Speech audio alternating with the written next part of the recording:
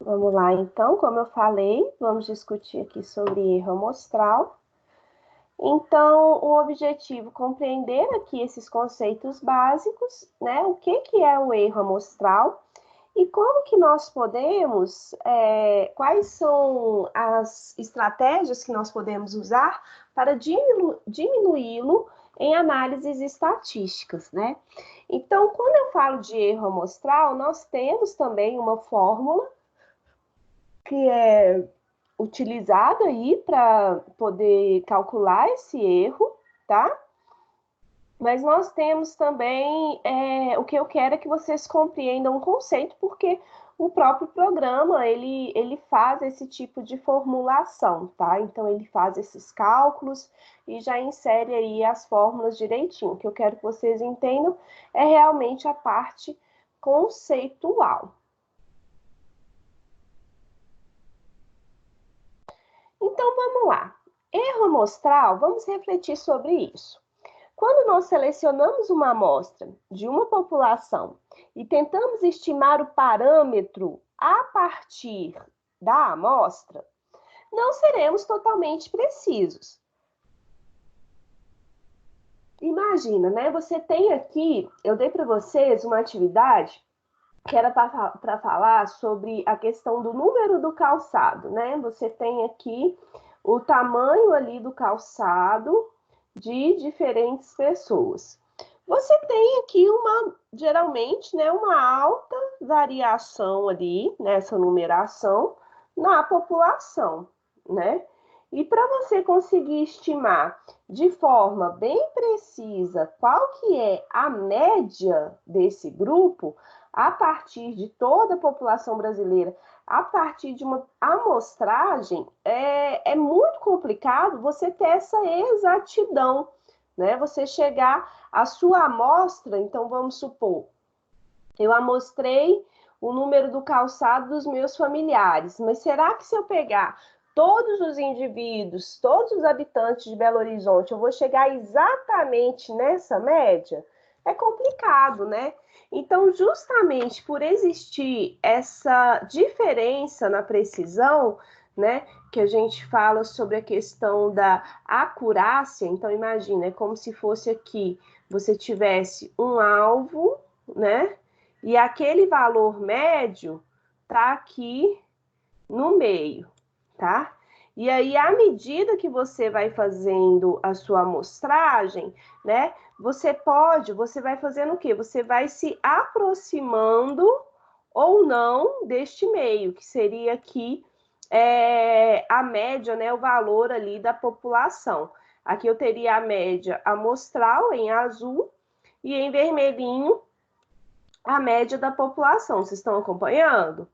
Então, essa distância, o quão distante a média, o valor da minha amostra está daquele ponto, né, que representa a média populacional, isso daqui seria o erro. Essa distância entre, nessa diferença entre o que foi amostrado e a população. Vocês lembram desses termos, amostra e população? Eu estou falando disso o tempo inteiro, vocês lembram? Me fala aí, qual que é a diferença de amostra e população? Qual que é a diferença de amostra e população? A população se refere a grupos distintos de pessoas, por exemplo, todos aqueles indivíduos com autismo, por exemplo. A amostra é o conjunto de dados coletados e seleção de indivíduos de uma população.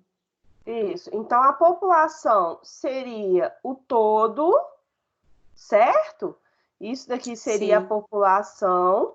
E aí, para você tentar inferir, para você tentar aprender mais sobre aquela população, conhecer melhor os seus parâmetros, você tira aqui uma amostra. Então, seria um pedaço daquele todo, certo? Isso daqui seria uma amostra. Então, a amostra, nossa, deixa eu tentar escrever aqui. A amostra seria um pedaço aqui desse todo, né? Nossa, tá horrível, mas vocês entenderam. A amostra seria um pedaço desse todo que representa, que tem as mesmas características daquela população. Só que o que acontece? Durante qualquer processo de amostragem, vai existir uma diferença, né? É impossível ser totalmente preciso. Então, essa diferença entre o parâmetro populacional, né? O que você tem para aquela população, e a estatística amostral é o que nós chamamos de erro amostral.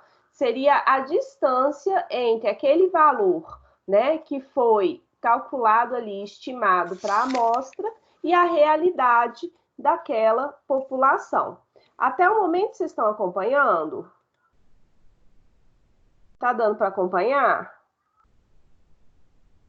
Hein, gente? Fala aí para mim. Fala para mim. Se não estiver acompanhando, fala também. Sim, nós temos para acompanhar. Tá dando? Ah, beleza. Ótimo. Então tá. Então eu vou mostrar aqui para vocês um exemplo. Deixa eu voltar aqui o slide. Eu vou mostrar para vocês um exemplo em relação a esse cálculo aí, né? O que seria esse erro amostral. Vamos lá. Um exemplo aqui.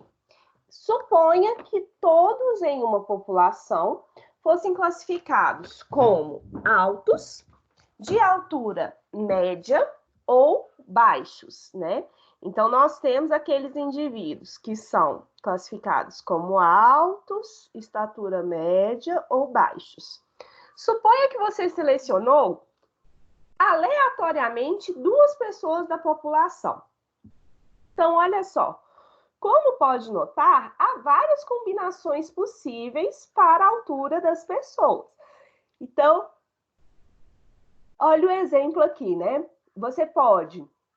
Aqui é pessoa 1, pessoa 2. Na primeira combinação, quando você fez uma amostragem daquela população, pegou 2 pessoas baixas, você pode ter pegado uma pessoa baixa e uma pessoa média, uma pessoa baixa e uma pessoa alta, ou uma média e outra baixa, 2 médias, média e alta, ou ainda alta e baixa, alta e média, alta e alta. Estão entendendo? Aqui você teria explicado aqui, descrita as diferentes combinações de amostragem, tá? Então, aqui eu teria a amostra 1, a amostra 2, são as possibilidades de amostras a serem extraídas ali, selecionadas daquela população.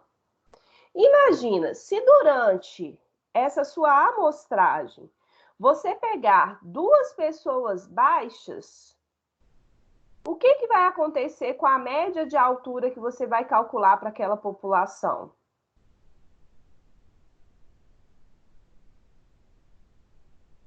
Vamos supor que você, ao selecionar aqui, ó, você foi fazer uma amostragem, tá? E na sua amostragem você tinha que selecionar 2 pessoas.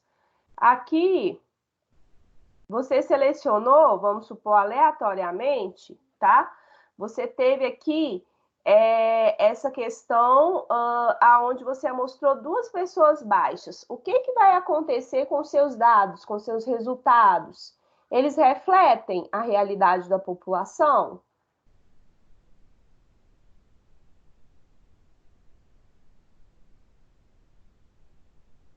Hein, gente? Fala comigo. Não tá entendendo? Imagina, você tem aqui, em uma população, pessoas com diferentes estaturas, certo?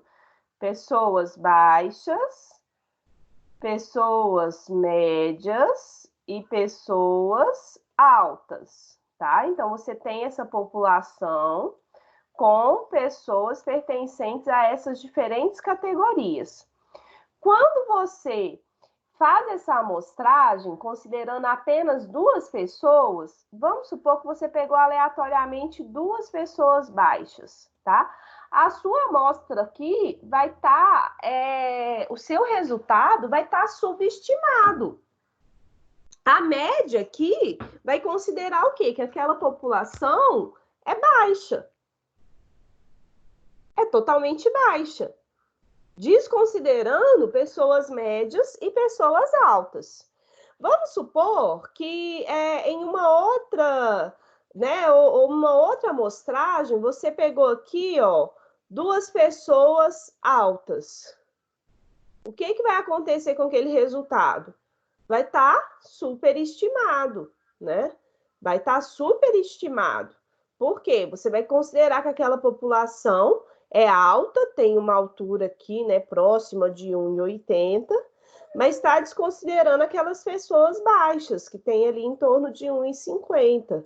Então, a média de altura que você vai medir aqui, né, essa categorização, vai estar superestimada. Então, esses extremos aqui, ó, que seriam os erros, certo? E como diminuir isso? Essa que é a questão que eu vou colocar para vocês.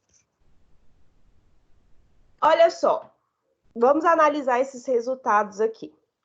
Veja que a probabilidade de selecionar aleatoriamente 2 pessoas baixas da população é de 1 em 9, né? Ou seja, a probabilidade de você subestimar esse resultado, ter um valor ali abaixo daquele que é real, né? Tá em torno aqui de... Tá nessa proporção, né? A probabilidade é de 1 caso em 9, né? 1 em 9 possíveis combinações aqui de ter esse resultado aqui subestimado. E a probabilidade de selecionar 2 pessoas com a mesma altura é de 1 em 3. Por que é de 1 em 3? Olha só. Aqui eu tenho 2 pessoas com a mesma altura, 2 pessoas com a mesma altura, 2 pessoas com a mesma altura. Ou seja, aqui eu tenho 3 por 9, que é igual, né, a 1 terço. Então, tá. Aqui eu tô falando da probabilidade de você ter dados tendenciosos. Assim, é bem provável que em uma amostra de 2 indivíduos, ambos sejam classificados com a mesma altura. Olha, 1 em 3 é uma probabilidade muito elevada. É uma probabilidade muito elevada. Ou seja, você selecionar apenas 2 pessoas para fazer essa estimativa não seria adequado, porque você pode tendenciar os seus dados. A cada 3 amostras, uma pode estar tendenciada. Assim, é bem provável que em uma amostra, né, de 2 indivíduos, ambos sejam classificados com a mesma altura. Agora, imagina se você faz um novo tipo de amostragem. Ao invés de você selecionar 2 pessoas, você seleciona 3. Olha o número de possibilidades, certo? O que eu mudei aqui? O número de pessoas amostradas. No primeiro exemplo, eu tinha aqui a amostragem considerando apenas 2 indivíduos. E agora, nesse segundo exemplo, eu tenho a amostragem com 3 pessoas. Ó, 1, 2, 3. 1, 2, 3, tá vendo?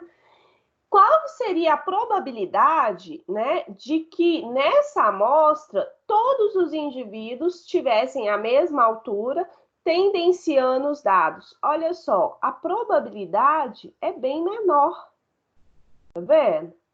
Né? Quando você verifica essas combinações, se você acrescenta uma pessoa na sua amostragem, ou seja, se você aumenta o seu N amostral, né? Lembra que esse N aqui representa o tamanho da sua amostra? Se você aumentou o seu N amostral, vai diminuir a probabilidade de ter ali sempre pessoas com a mesma altura e tendenciar o seu dado para cima, para baixo ou na média. Deu para acompanhar? Veja bem, ótimo. Então, nesse quadro que eu mostrei aqui, com com uma amostra de 3 pessoas, nós temos 27 combinações possíveis. Em uma de 27 combinações, todos os participantes são baixos.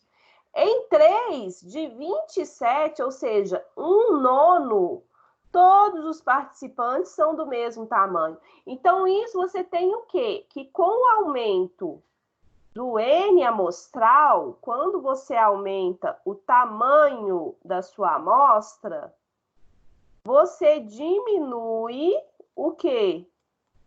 A probabilidade de que ocorra um erro no seu processo de amostragem.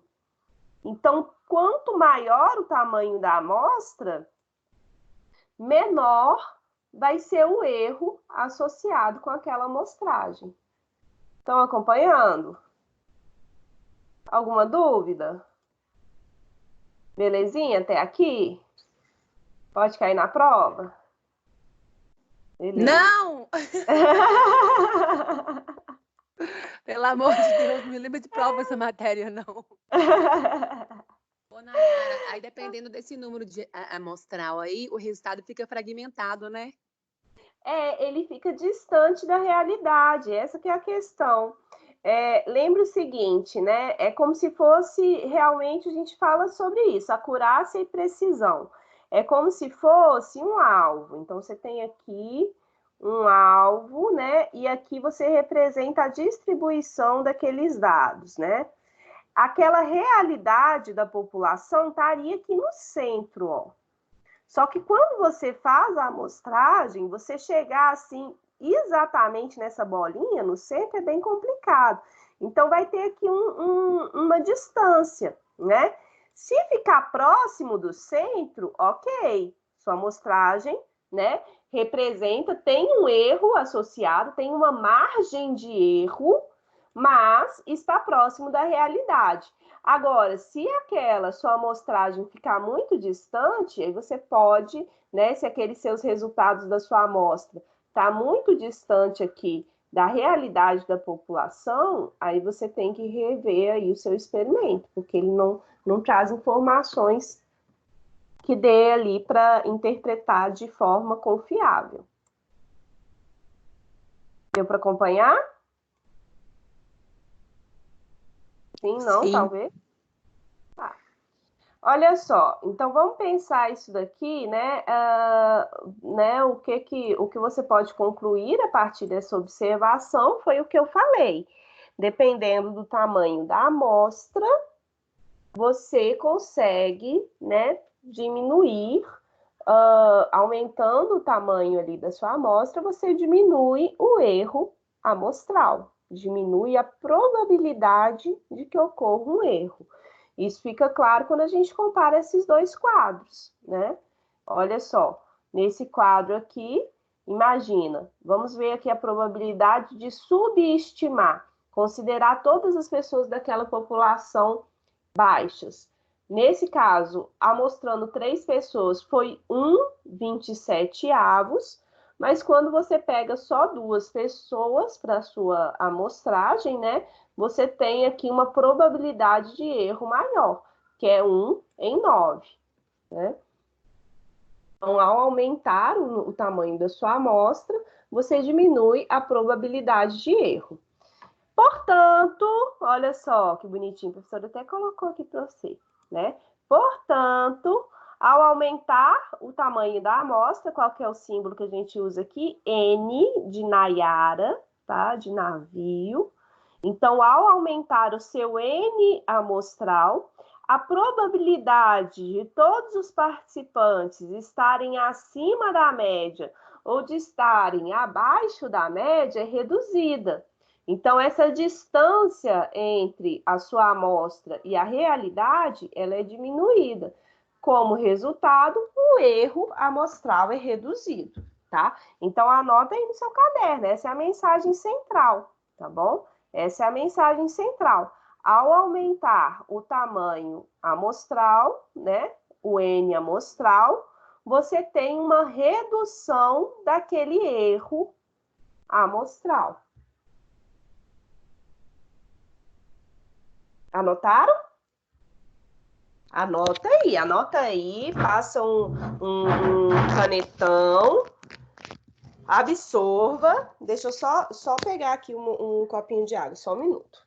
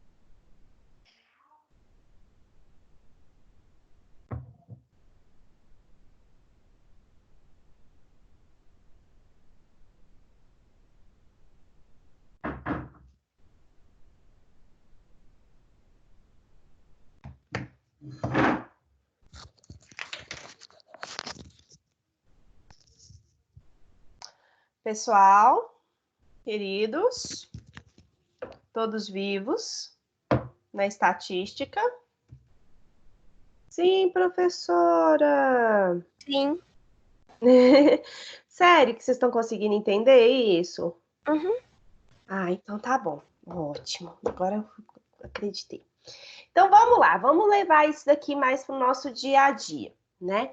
Essa frase aqui, olha, com o William Bonner, para de me olhar assim, né? Essa pesquisa pode variar 2 pontos percentuais, para mais ou para menos. Essa é uma frase muito recorrente, né? Quando se fala ali de pesquisas eleitorais, pesquisas assim na área, no jornalismo de uma forma geral, né, quando faz algum tipo de investigação. Então, o que será que quer dizer isso, né? Quando a gente vê ali aquela pesquisa eleitoral, por exemplo, e aí fala que aquele resultado pode variar 2 pontos percentuais para mais ou para menos. É justamente essa margem de erro que a gente está falando, né? Então, vamos supor aquele candidato, ele tem ali, ele está com uma probabilidade ali, né? Então, uma chance de ganhar, enfim, de 39%, né?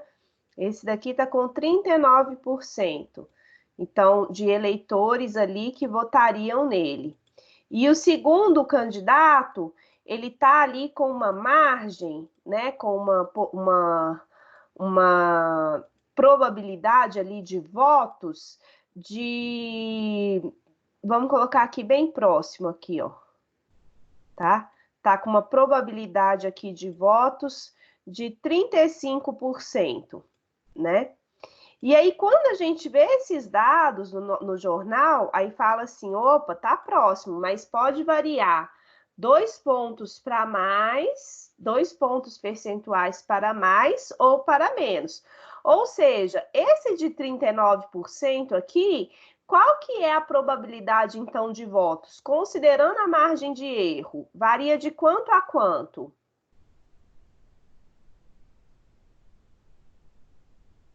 Considerando esses pontos percentuais de erro, seria o quê? 37, certo? Não são 2 pontos percentuais para mais ou para menos? Então, o número aqui, a porcentagem de votos, pode variar pode variar de 37, não é? Até o quê? 41. Não é isso, minha gente?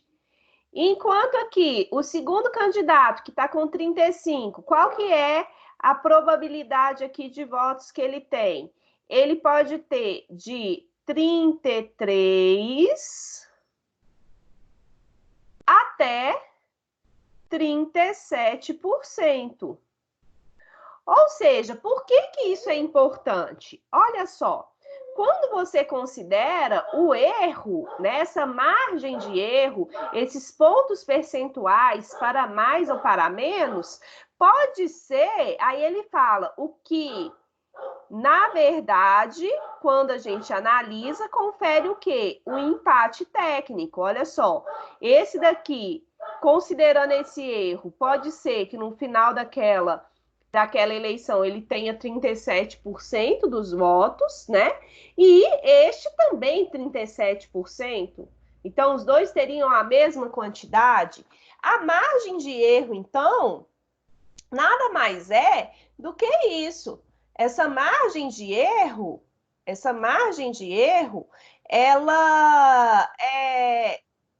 trabalha aqui justamente. Opa, deixa eu ver se está gravando. Essa margem de erro aqui, ela trabalha justamente em relação a essa distância daquela amostra central, né? O quanto que isso daqui pode... eu digo que dos eleitores brasileiros, a partir daquelas 1.000 pessoas que foram amostradas, você tem essa variação aqui, ó, né? Então, de 37% a 41% dos eleitores votariam no candidato A, enquanto 33% a 37% votariam no candidato B, tá? A margem de erro, então, gente, ajuda a medir o quão perto a sua amostra, né, o seu processo de amostragem, está da verdade sobre a população, sobre toda a população a ser estudada. Enquanto ainda estiver usando apenas as informações recolhidas a partir de uma amostra dessa população, então, olha só, lembra o seguinte, você mensurar, você fazer um censo populacional, né? Você levantar as informações sobre todos os indivíduos daquela população, isso é muito custoso, é muito oneroso, demanda muito recurso, demanda muito tempo. Então, geralmente, por isso que nós utilizamos o processo de amostragem, né? E é considerando as limitações de um processo de amostragem, que você tem que explicitar na sua pesquisa qual é a margem de erro. Qual a margem de erro, ou seja, o quão próximo ou quão distante você está da realidade daquela população. Outra coisa muito importante, além da margem de erro, né? Então, a gente utiliza aí, geralmente, para falar sobre essa questão, o intervalo de confiança. Olha só, o que é o intervalo de confiança? O intervalo de confiança... Estava ensinando a botar interrogação, aí eu mudei um vídeo engraçado. Meu amor, mamãe tá dando aula. Não, meu amor, mamãe tá dando aula. Mais tarde eu vejo, tá bom? O jogador... Filho, por favor. Caindo, e do lado dele tá o Sub-Zero jogando eu no chão. Tá bom, depois eu vejo, tá? Mas tá na hora de estudo, né? Vai fazer sua atividade que eu vou conferir. Pessoal, então vamos lá. Voltando aqui. Além da margem de erro, nós temos aqui a questão do intervalo de confiança. Vamos ver o que é o intervalo de confiança, tá?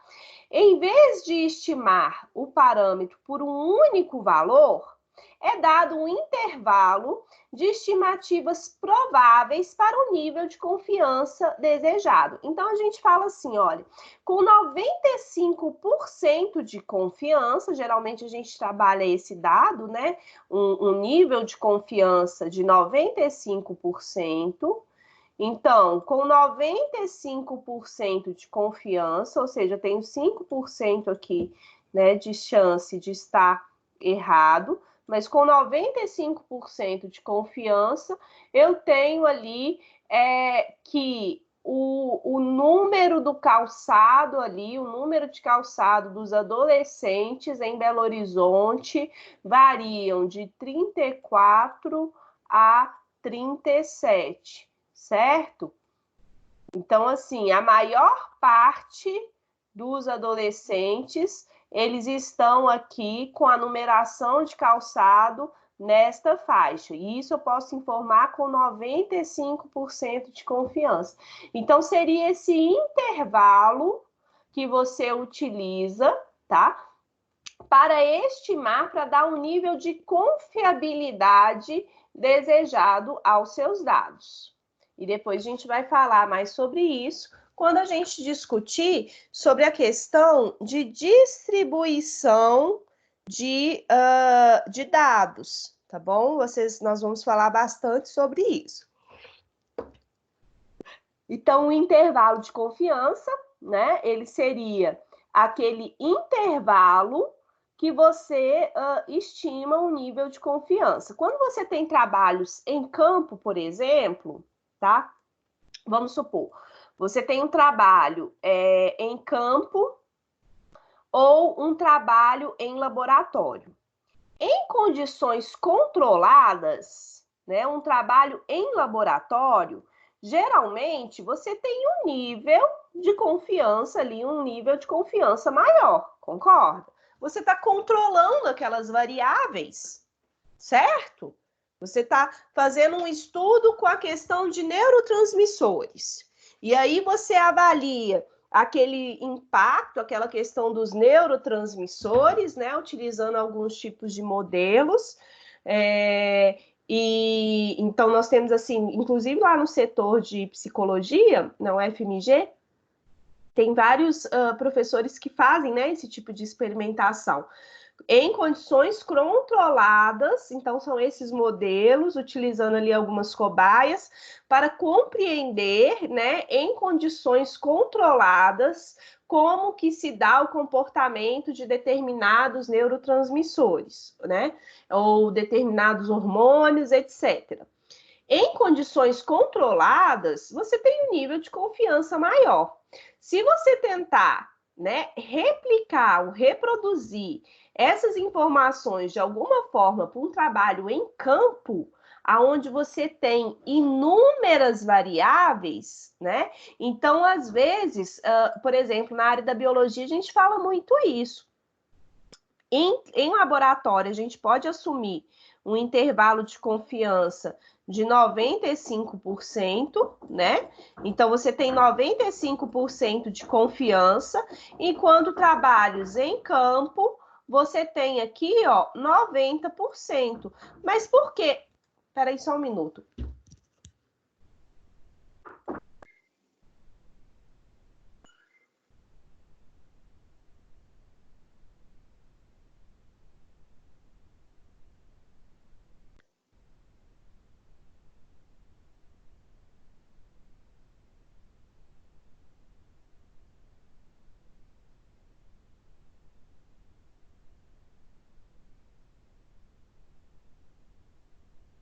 Oi, problemas aqui na internet.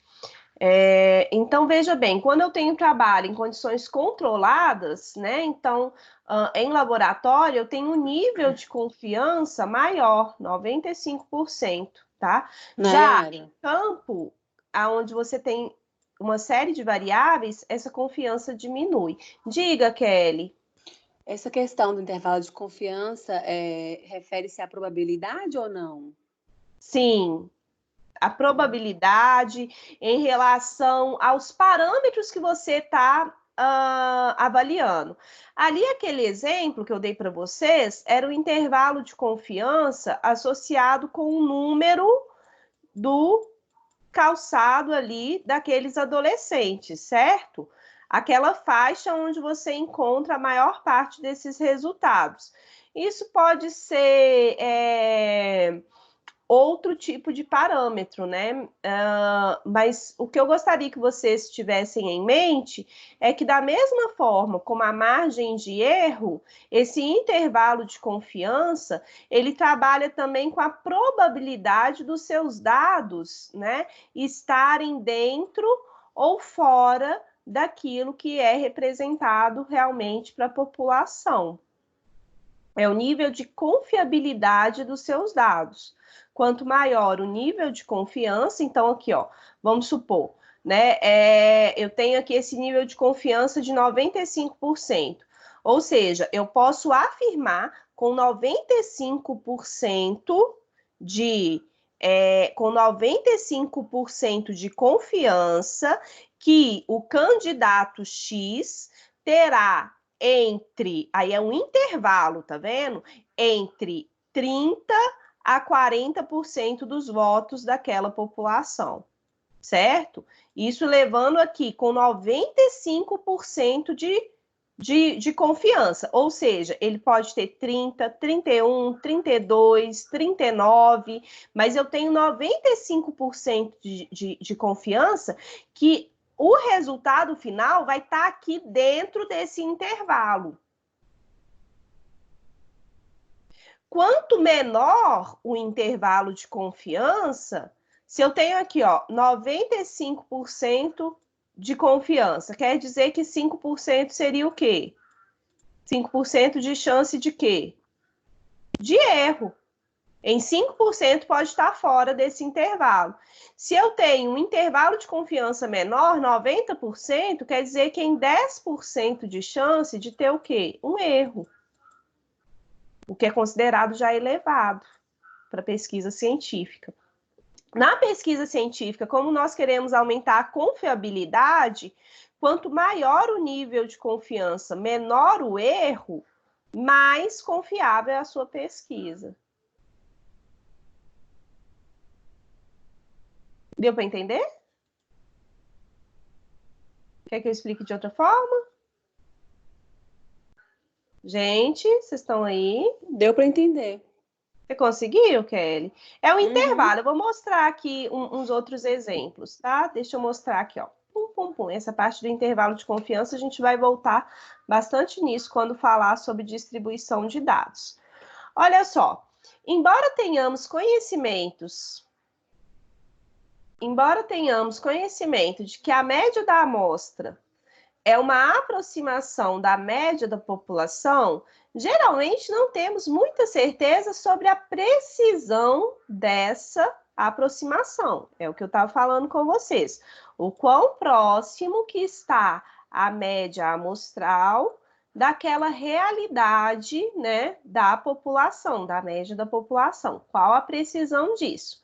Então, o intervalo de confiança é interessante porque trabalha com um conjunto de valores em torno daquela média amostral, ou seja, você tem um intervalo dentro do qual podemos dizer com determinada confiança que ele contém a média da população.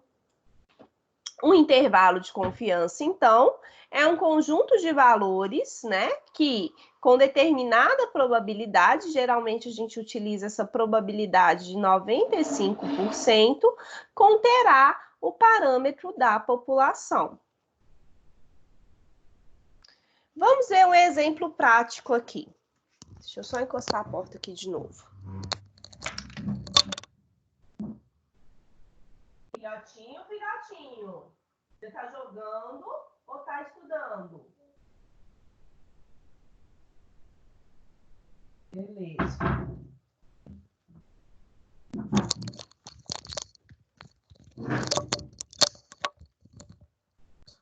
Vamos lá, gente.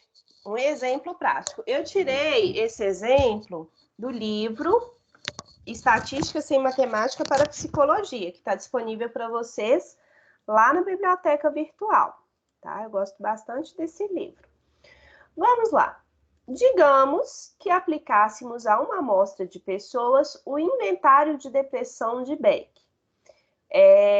Esse inventário, né, esse questionário, avalia a depressão e os scores, os valores, podem variar de 0 a 63, para verificar o nível, né, depressivo ali daquele paciente. Vamos dizer que a média da sua amostra, você fez uma amostra aí nesse inventário de depressão,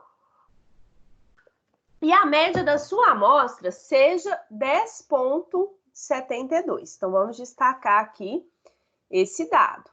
Eu tenho aqui que a minha amostra, né, variando aqui, lembrando que esse inventário aqui, o IDB, ele varia os seus valores de 0 a 63, tá? Esse inventário. E aí, na sua amostragem, você conseguiu esse valor aqui, 10,72. Somente com este exemplo, não temos como saber a proximidade desse resultado da média da população, né? Qual seria a média populacional? Será que a população, né, tem ali uma média próxima de 40? Próxima de 50? Próxima de 2? Isso pode variar ali enormemente, né? E quando você está fazendo esse tipo de análise, esse tipo de pesquisa, você tem que situar a sua amostra em relação ao referencial, concorda? Né? Então, olha só, como que você vai saber se é muito ou se é pouco, se você não sabe qual que seria a média de uma população sadia? Estão acompanhando? Né? Então, olha só, como o menor score no questionário é 0 e o maior é 63, uma coisa é certa. Podemos ter 100% de certeza de que a média da população está em algum lugar entre esses dois valores, certo? Né? Se os limites são esses, com certeza você sabe que o valor populacional está entre 0 e 63. Isso daí você pode ter certeza absoluta, né? Que não tem nenhum valor abaixo ou acima disso. Então, a população vai estar inserida aqui. Entretanto, esse tipo de informação também não é muito informativo, né?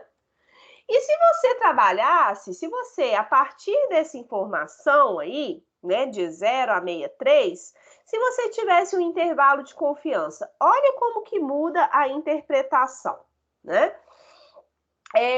Aqui é só uma representação, né? Então, eu coloquei como se fosse realmente uma faixa, né? Eu coloquei, não, o autor colocou como se fosse uma faixa aqui com esse score, né? Depressivo. Então, eu tenho aqui os valores variando de 0 a 63 e eu tenho certeza que a média da população está em qualquer lugar ao longo dessa linha, né? Nós podemos aí tentar, né? O que nós vamos falar na próxima aula, nós vamos discutir aqui sobre essa distribuição amostral, tá? A partir da análise de como aqueles dados se comportam, você pode fazer o quê? Estreitar esse dado, esse intervalo, né? Então, quando você estreita esse intervalo, você tem maiores informações sobre aquela população. Então, mesmo que possamos ali estar reduzindo a confiança, né, de que tem ali a média da população, você vai ter uma melhor interpretação daqueles dados. Como eu falei para você, geralmente a gente fixa aí o intervalo de confiança em 95%. Imagina, né, que você tem, então, se você estabelece, né, a partir da sua amostra, esse intervalo de confiança de 95%, tá?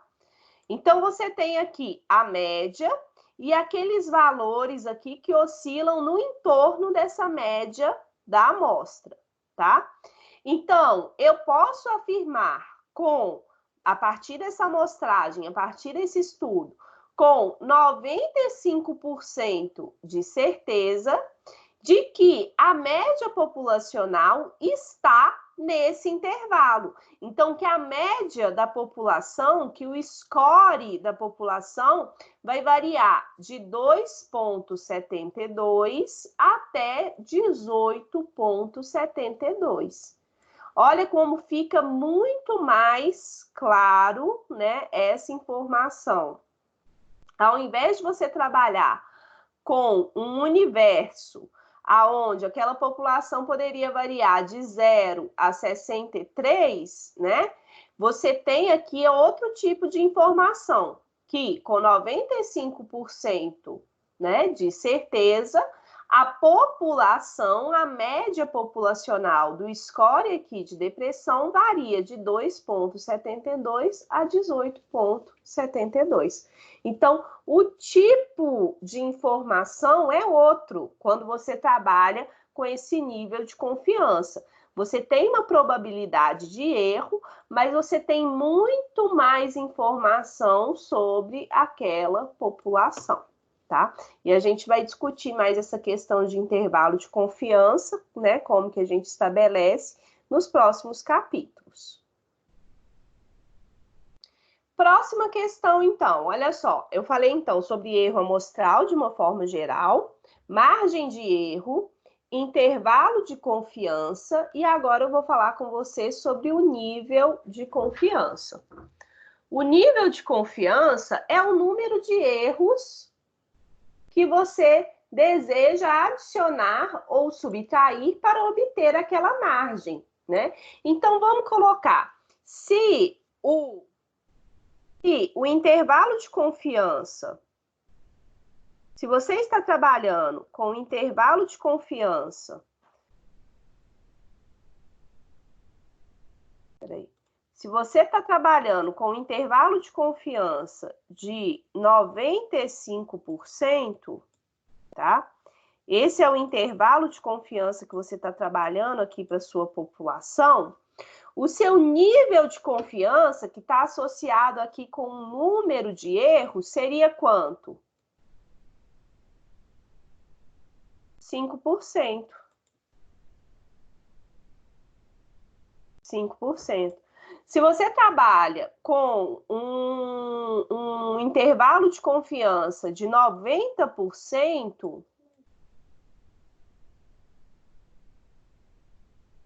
90%, tá, mano. Tá. Então, se você tem aqui um intervalo de confiança de 90%, tá?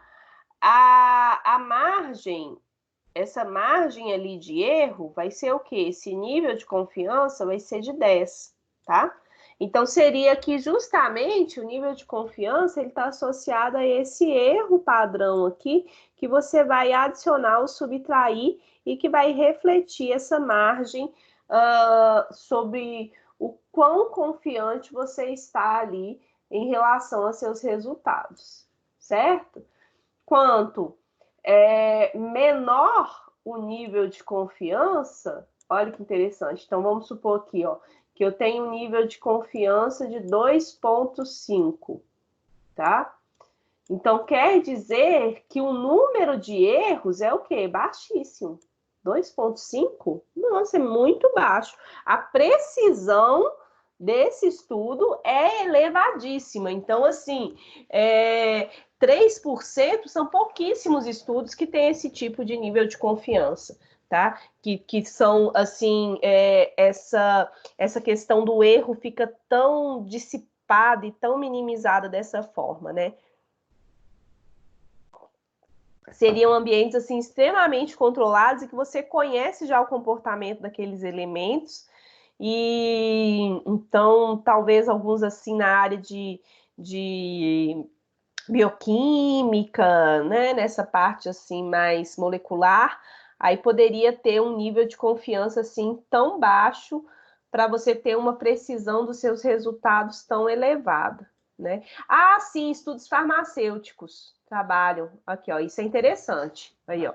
Quer ver? Pensei aí, ó. Estudos farmacêuticos, tá? No estudo farmacêutico, quando vai lançar um novo fármaco, então a gente vê aí que tem esses desenvolvimentos das vacinas, né? O desenvolvimento dos remédios, né? E aí tem todo um processo que tem que ser realizado. Geralmente, esses estudos trabalham aqui com um nível de confiança que é baixíssimo, de 3%. Por quê? Né? Isso daqui, esses 3%, olha só, então você pode colocar aqui que 97%, né, dos casos vai ser totalmente eficaz, né? Mas esses 3% pode levar à morte de um paciente. Então, por isso que o nível de confiança aqui, né, essa questão do erro tem que ser tão diminuída, né? Às vezes, assim, você tem alguns estudos que consideram aqui o nível de confiança de 2%. Então, tem uma margem de erro de 2%, se for o caso, assim, de letalidade. Então, estão associando, gente? Conseguiu pegar aí esses conceitos? Sim? Então, na próxima aula, a gente vai trabalhar isso de forma mais profunda. Nós vamos falar aqui sobre a distribuição dos dados. E aí, quando eu falar sobre a forma de distribuição dos dados, eu vou voltar a falar com vocês sobre esses termos: erro amostral, nível de confiança, intervalo de confiança, tá? Vou introduzir outros termos, como nível de significância, né? Que também expressa, tá associado com o nível de confiança. Mas eu espero que vocês tenham compreendido o que significa, né? Por que é importante a gente avaliar esses erros, para que vocês consigam aplicar na estatística inferencial. Olha só, para concluir, então, tomamos nossas decisões com base em conhecimentos prévios, experiências vivenciadas em situações semelhantes. Fazemos isso com o objetivo de potencializar os benefícios ou minimizar os efeitos negativos. Entretanto, sempre estamos sujeitos a quê? A erros. Sabendo disso, uma área... desculpa. Nós temos uma área aí da estatística, que é chamada de estatística inferencial, que vai ser o tema ali da unidade 3, tá? Estatística inferencial. Ela faz, então, inferências, né? Tem como objetivo fazer inferências sobre aquela população, no sentido de tentar mensurar as chances de erros e acertos nas tomadas de decisão. Então, quão próximo você está da realidade, certo? Então, nós vimos aí na primeira fase estatística descritiva, como que aqueles dados se distribuem em relação à média, mediana, moda, e agora, né, considerando esses erros, como que nós vamos aplicar a estatística, que seria a estatística inferencial. Deu para captar, pessoal? Sim? Então, olha só, vocês vão ler aí, né? Leia a unidade 2, respondam as questões pré-aula, pós-aula, né? Não deixem acumular. E, além disso, eu deixei para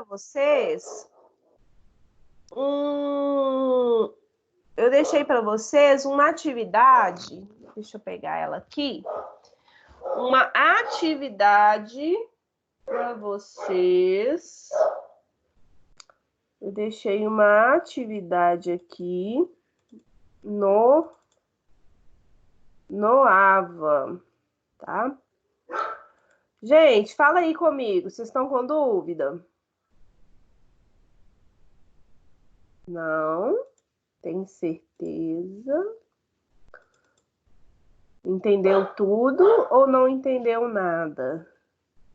Porque quando não tem dúvida nenhuma, pode ser que tenha entendido tudo, ou pode ser que não tenha entendido absolutamente nada. Deixa eu colocar aqui.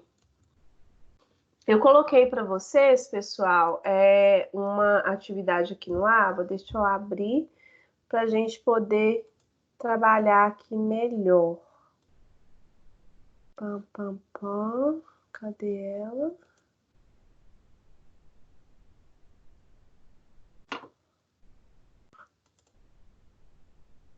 Vamos lá.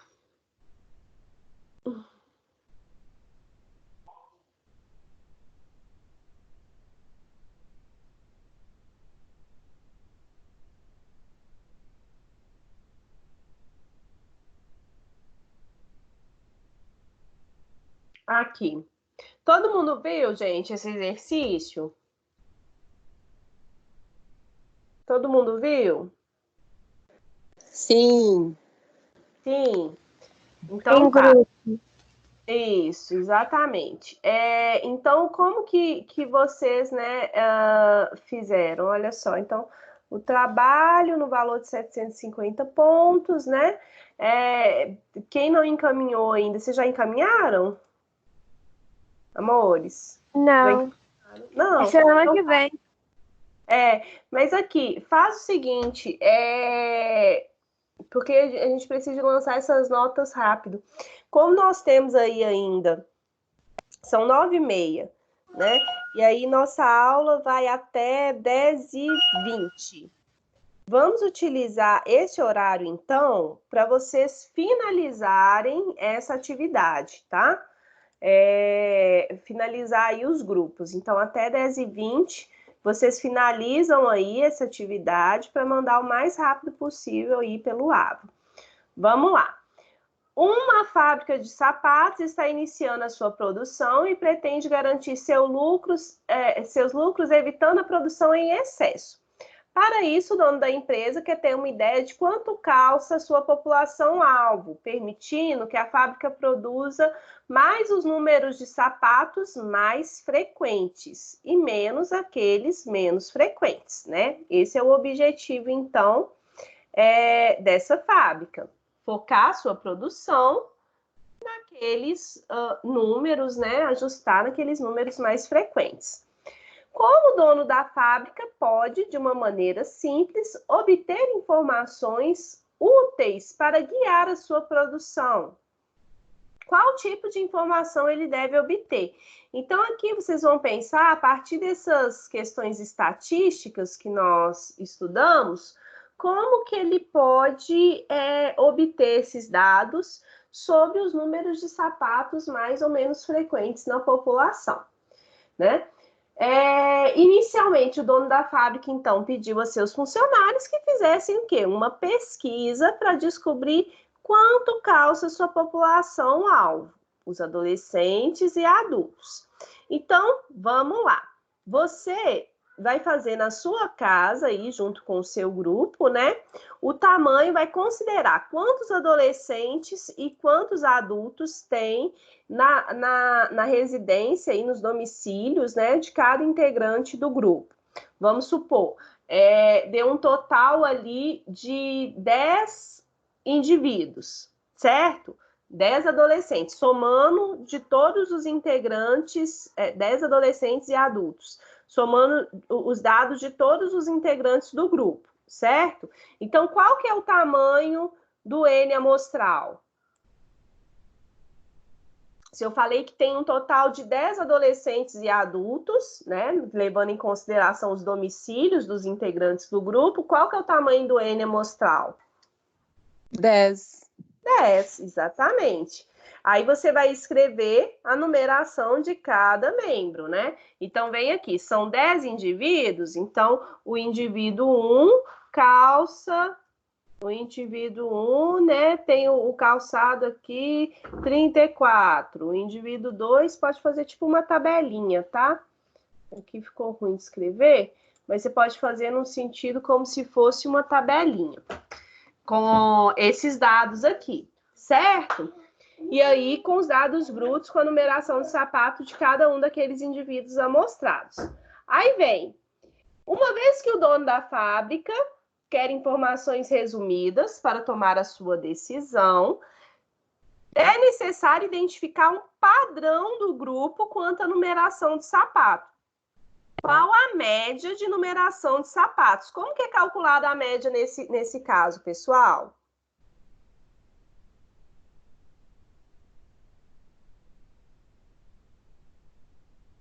Como que é calculada a média? Você soma todos os números que você adquiriu. Exemplo, eu escolhi, a pessoa calçou 2, 3 e 4. Eu vou somar 2, 3 e 4 e dividir por a quantidade de elementos que eu tenho nesse conjunto.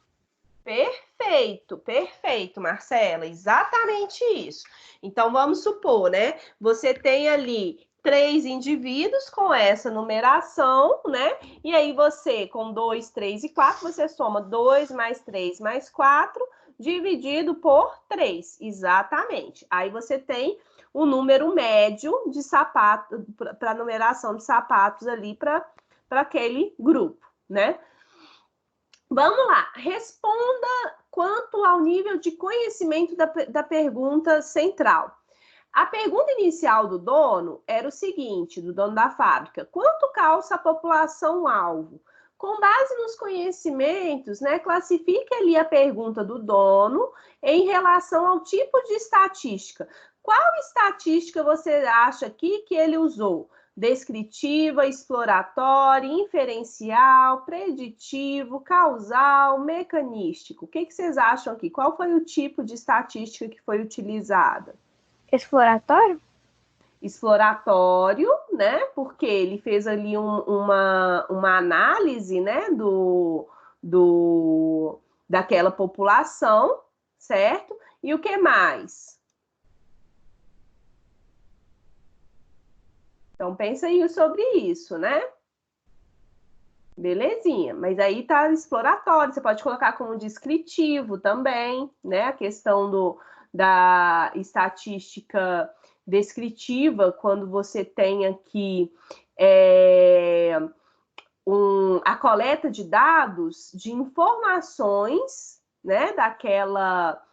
Porque quando a gente trabalha com média, por exemplo, que foi o que eu passei para vocês, média, mediana, moda, estaria associado com um tipo de estatística descritiva, aonde ele quer obter números que caracterizem, que descreva aquela população, tá? Então, nesse sentido, quando ele quer saber o número do sapato, olha só, ele quer saber o número do sapato daquela população, ele quer uma descrição, ele quer uma caracterização dessa população-alvo. Por isso que ele utiliza média, tá? Então, seria mais aqui associado com o descritivo. Vamos pensar quando que ele poderia utilizar esse tipo de... ou em qual situação que você poderia utilizar essa questão exploratória, tá? Pensa aí, vamos buscar aí, procure informação sobre essa questão de estatística exploratória. Ó, vamos pegar aqui alguns exemplos, né?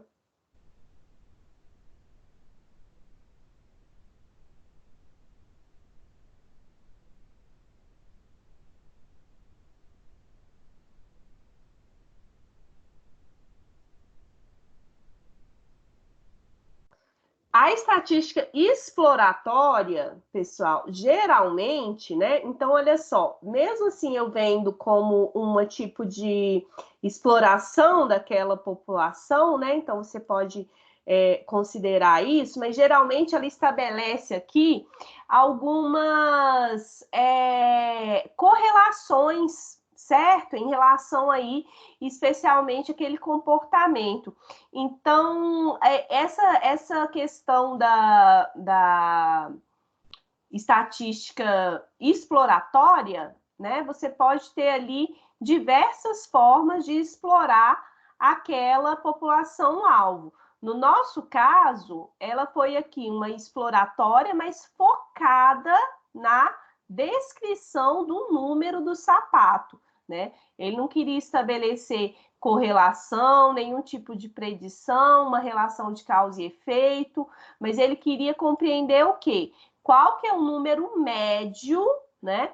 Então, é exploratório porque você avaliou ali a população, mas qual o número médio do calçado daqueles indivíduos? Então, seria ali uma característica desse tipo aí de estatística mais descritiva, tá? Pensando aqui sobre a questão da média, vamos lá.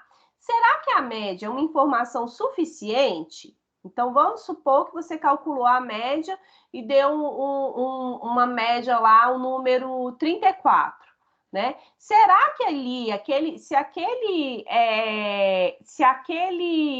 aquela fábrica, se aquela linha de produção focar só no número 34, será que eles vão ter sucesso? Tem que ter um intervalo, né? Era justamente sobre isso que a gente estava falando hoje.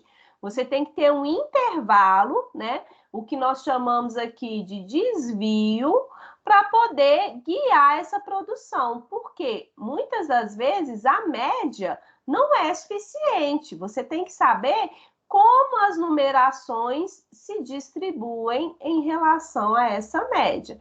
E para isso, você precisa de calcular o desvio padrão. Aqui você vai colocar, né, como que é calculado o desvio padrão, isso daí a gente colocou no nosso slide, né, e tem também no livro didático, e a partir daquele dado seu, daquele valor de média, você coloca qual foi o desvio médio dos valores amostrados, né, baseado aí na numeração de sapato. A partir disso, vocês colocam aqui a conclusão. Temos que a média da numeração do grupo foi X, o desvio padrão é de 3,1, sei lá. Normalmente, 70% da população, né, se encontra no intervalo aqui, né, que compreende de, sei lá, 33 a 36.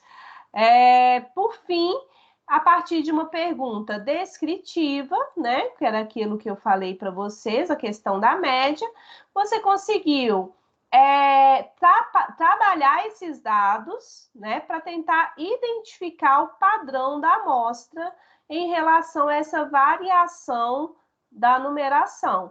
Então, a média vai fornecer um valor típico daquela amostragem, enquanto que o desvio padrão vai fornecer a informação aqui, ó, complementar sobre como que esses valores irão se distribuir em relação à média, tá? Então, aqui seria a sua conclusão. Qual que seria que a única dificuldade, então, dessa questão? Vocês organizarem aqui os dados, treinarem isso, né? O cálculo de média e o cálculo aqui do desvio padrão, tá?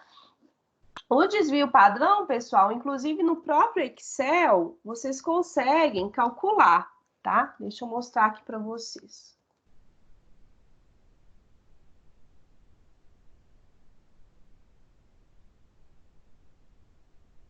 Como que você vai fazer isso? Deixa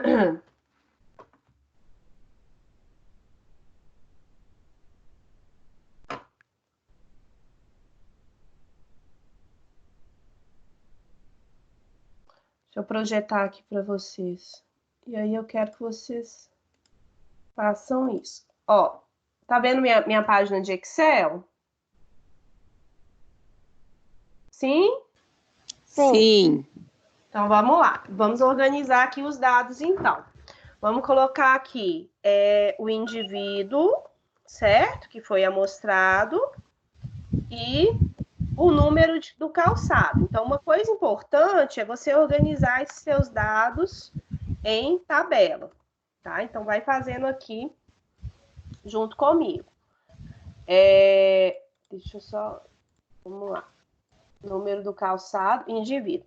Vamos supor que você amostrou aqui 5 indivíduos, tá? E o número do calçado aqui foi 35, 38, 34, 36 e 35, tá bom? Vamos supor que esses daqui são os dados amostrais do seu trabalho, certo? Aí, quais são as coisas que eu pedi para vocês calcularem? A média, não é? E o desvio padrão. Vocês sabem como fazer fórmula aqui no Excel? Alguém sabe? Poderia me ajudar aqui? Como que faz? Quando você tem que somar dados aqui no Excel. Olha só. Toda fórmula que você vai inserir no Excel, você começa o seguinte, você coloca aqui o símbolo de igual, tá? Então, vamos supor, eu vou aqui, antes de calcular a média, eu vou calcular a soma. Eu quero trabalhar com a soma desses dados aqui. Eu quero saber a soma desses números de calçados. Então, como que eu faço? Coloco igual, aí venho soma, tá vendo que ele já aparece as opções das funções, pessoal? Vocês estão acompanhando?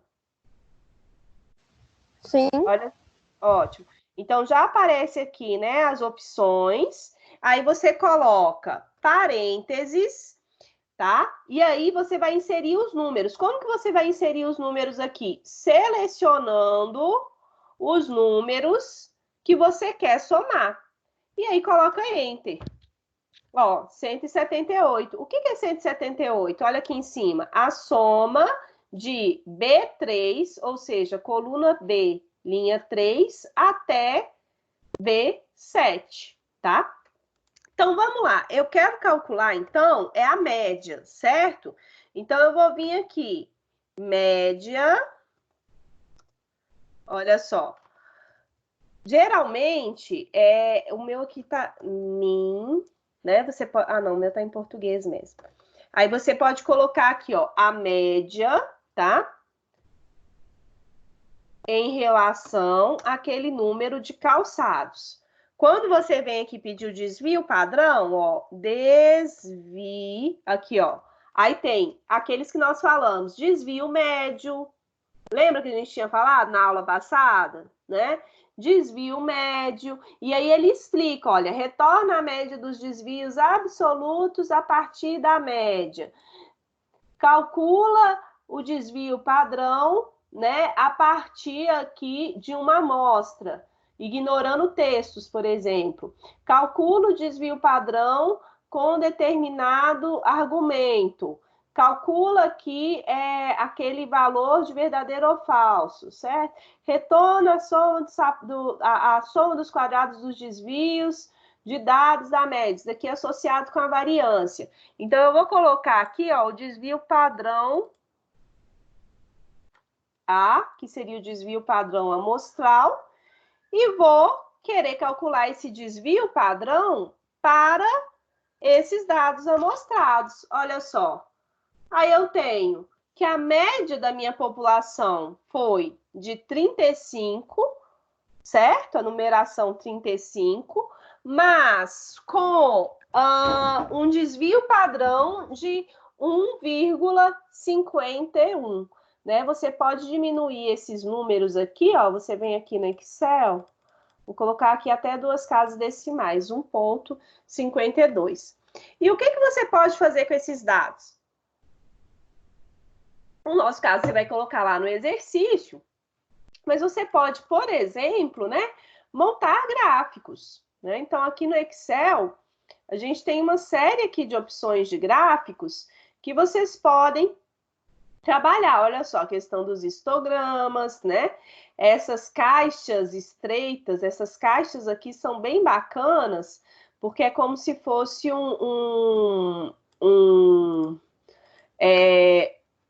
a gente chama de box plot, é onde você coloca esses dados, né? Você vai colocando esses dados aqui de forma que varia. Olha, ele já coloca até o seu desvio padrão. Então, vamos supor, eu vou pegar aqui, ó, o número do calçado, e aí você vai brincando, ó.